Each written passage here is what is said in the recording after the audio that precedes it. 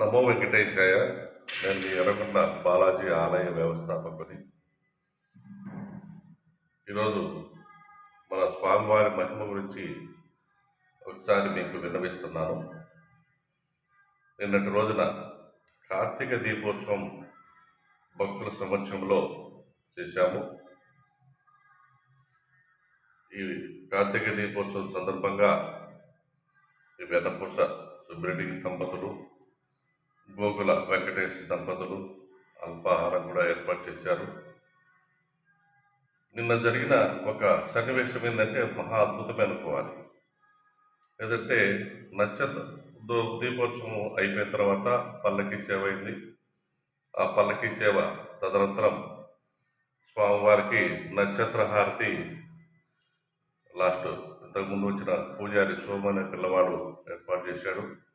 దానికి దస్తగిరి దంపతులు ధన సహాయం చేశారు, ఎర్రగొండ్ల వాసులు.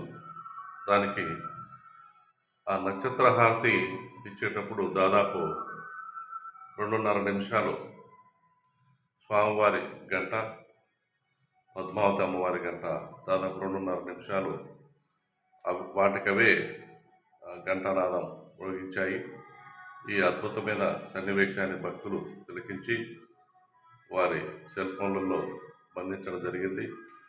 కాబట్టి భక్తులారా, ఈ ఎర్రగొండ వెంకటేశ్వర స్వామి వారి మహిమను చూసి అందరూ దర్శించుకోవాలని నా మనవి. నమో వెంకటేశాయ.